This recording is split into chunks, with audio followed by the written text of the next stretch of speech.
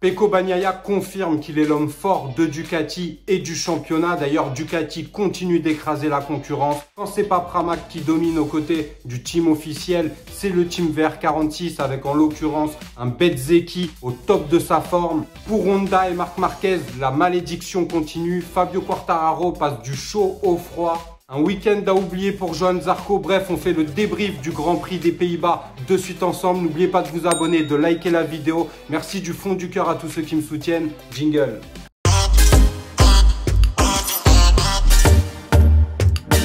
Déjà, on va commencer le débrief obligatoirement par féliciter Pecco Bagnaia. Aucune erreur. Une seconde position lors de la course sprint du samedi. Pecco reste solide, il gère la pression d'une main de maître, il gagne la course de dimanche. En fait, c'est clairement l'homme fort de Ducati actuellement et ça déjà depuis de nombreux mois. Donc que rajouter d'autre à propos de Pecco Bagnaia? Il ne fait aucune erreur. On sait qu'il a eu tendance à une certaine période à un peu tomber sous la pression. Là, clairement, aucune erreur à signaler de Pecco Bagnaia, solide, il est là, toujours là, sur le podium. Soit il gagne la course, soit il est second. Mais Pecco prend des points, il augmente son avance au championnat. Et plus globalement pour Ducati, je pense que ça va être comme ça toute la saison. On le voit bien, hein, là c'est le team VR46 qui a été mis à l'honneur, mis en lumière. Aux côtés du team d'usine et de Pecco, mais quand c'est pas le team VR46, c'est Pramac avec Jorge Martin et Johann Zarco. D'ailleurs, le team Pramac est premier au classement par équipe.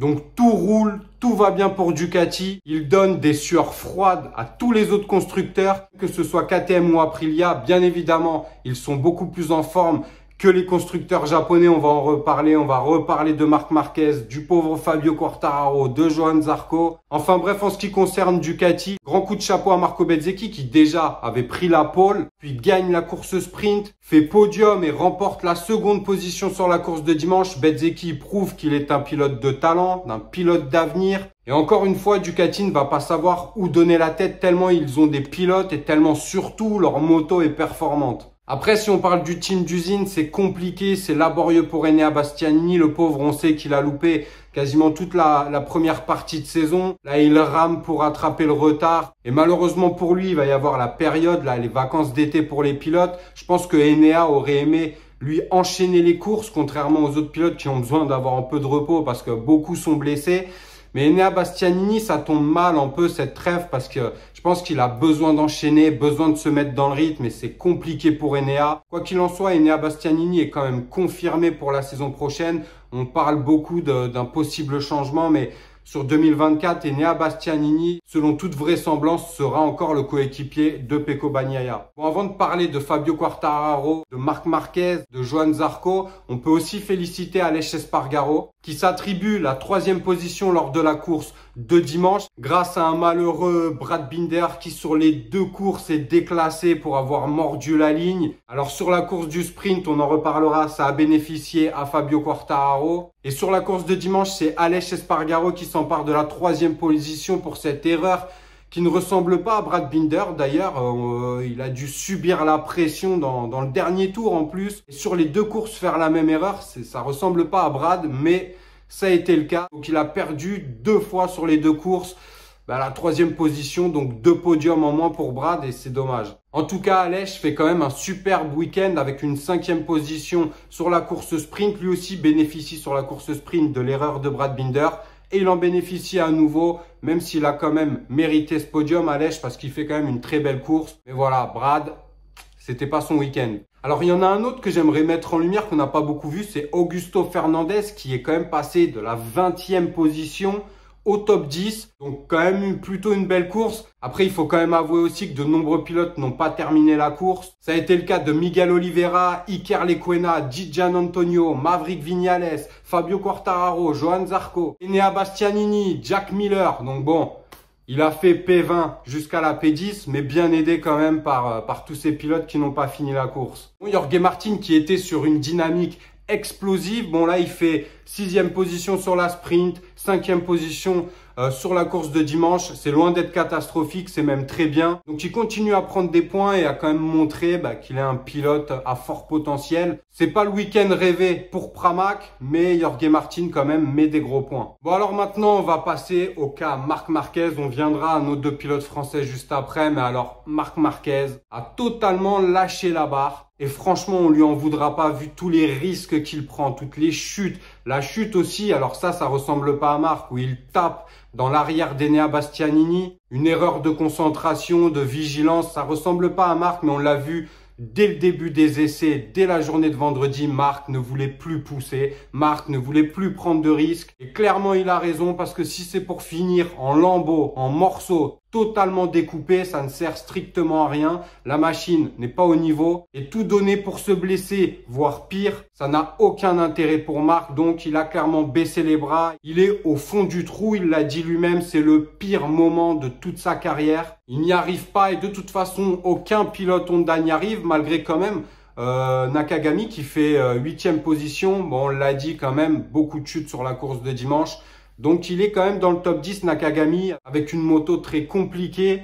Mais bon, en gros, Mir et Rins se sont blessés. Iker Lecuona et Bradle n'ont rien pu faire. Marc Marquez, comme au Grand Prix précédent, a renoncé à la course de dimanche parce que blessé. Il est blessé de partout, il a mal partout. La trêve va lui faire beaucoup de bien, mais en rentrant, il aura toujours la même moto. Donc, la saison va être très très longue pour Marc Marquez. Le problème, c'est qu'on parle beaucoup d'un transfert, on parle beaucoup du fait que c'est de plus en plus tendu, même entre Marquez et Puig, avec les dirigeants de Honda. Mais où pourrait bien aller Marc Marquez? On parle de KTM, mais officieusement KTM ont rejeté Marc Marquez. Ducati n'en veut pas, car Ducati n'a pas besoin de Marc pour gagner. Et on va parler aussi de Fabio Quartararo qui est dans une situation similaire. Mais pensez que parce que c'est Marc Marquez, parce qu'il est 8 fois champion du monde, il va trouver une place facilement ailleurs. Ça va pas être le cas. Il va galérer à trouver un autre guidon et peut-être même qu'il restera chez Honda parce qu'il n'aura pas le choix tout simplement. Et du coup, si on parle de la saison actuelle, ça va être très long, ça va même être un calvaire et c'est un calvaire actuellement pour Marc Marquez. Comme c'est un calvaire pour Fabio Quartararo, même s'il y a eu cette journée de samedi où Fabio Quartararo renaît de ses cendres, ça faisait vraiment plaisir. D'ailleurs, qualifié 4e position, il avait dit avant le Grand Prix, Fabio, que si Yamaha n'était pas rapide sur le circuit d'Assen, il ne le serait nulle part. Fabio Quartararo adore ce circuit, c'est son circuit préféré, il a toujours été rapide à Assen. Et il nous l'a prouvé dès les essais, sur les qualifications où il s'offre une 2e ligne, 4e position, ce qui est très bien dans l'état actuel des choses. Il arrive à faire un podium sur la course sprint, bien aidé par Brad Binder. Mais encore fallait-il que Fabio soit là, soit juste derrière Brad et se batte dans le groupe de tête, chose qu'il a fait, chose qu'il a réussi à faire. Donc chapeau pour ça, pour Fabio.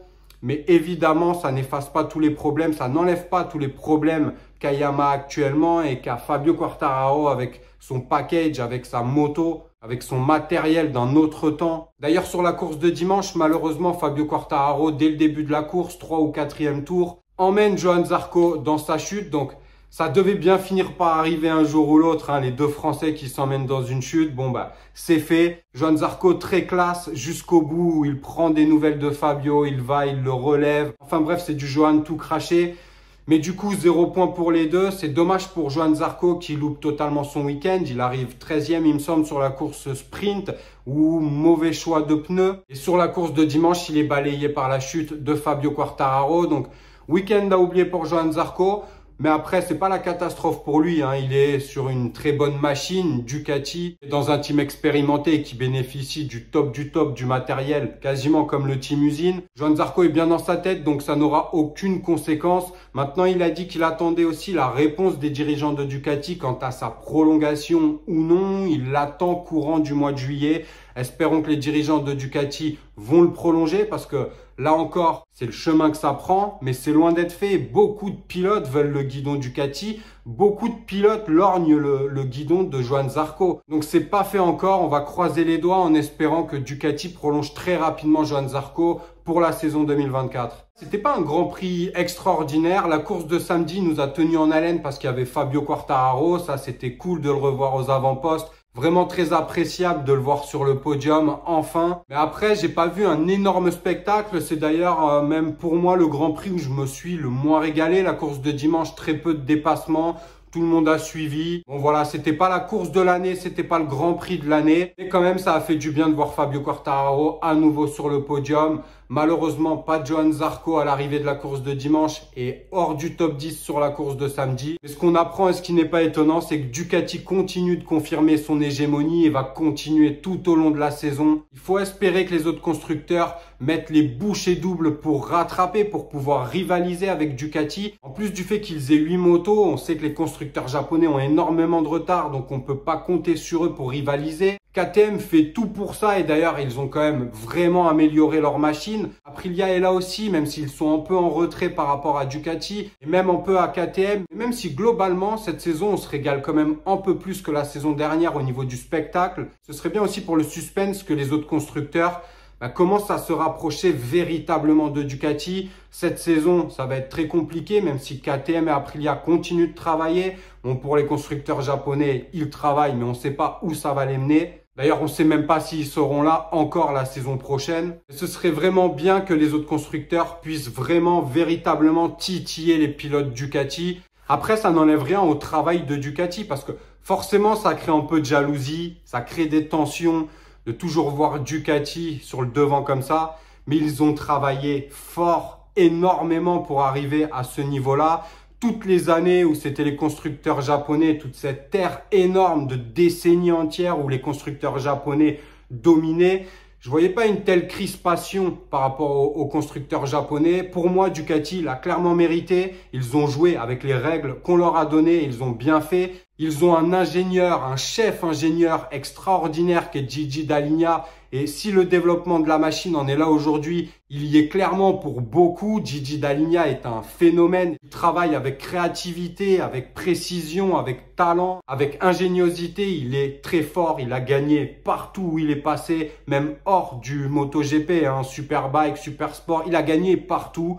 Et clairement, il y est pour beaucoup dans les performances actuelles de Ducati. Alors oui, ça peut agacer, même moi ça m'agace parfois, mais Ducati n'a rien volé, Ducati a beaucoup travaillé et s'ils en sont là, ils le doivent énormément aussi à eux-mêmes, à leur travail, à ce qu'ils fournissent. Donc après, évidemment, ça fausse un peu le championnat, mais eux, ils ont raison de faire ce qu'ils ont à faire, c'est aux autres de se réveiller derrière. Même si évidemment pour les pilotes japonais, c'est un peu plus compliqué, par exemple, pour avoir de nouvelles pièces, ils doivent attendre beaucoup plus car leurs usines sont loin, leurs ingénieurs sont loin. Les constructeurs européens, eux, ont leurs usines très proches. S'il faut sortir des nouvelles pièces, ils peuvent le faire très rapidement, contrairement aux constructeurs japonais. Mais ça, c'est pas de leur faute et ils n'ont pas à s'excuser pour ça. Ducati, en somme, font ce qu'ils ont à faire. Après, c'est aux autres de travailler. KTM ont beaucoup de moyens aussi avec Red Bull. Ils travaillent fort, ils développent leur moto dans le bon sens. Donc, aux constructeurs japonais de trouver les clés, s'ils le souhaitent toujours, parce que là aussi, on n'est plus trop certain de leur motivation à rester en MotoGP. On le sait, les motos sportives sur route se vendent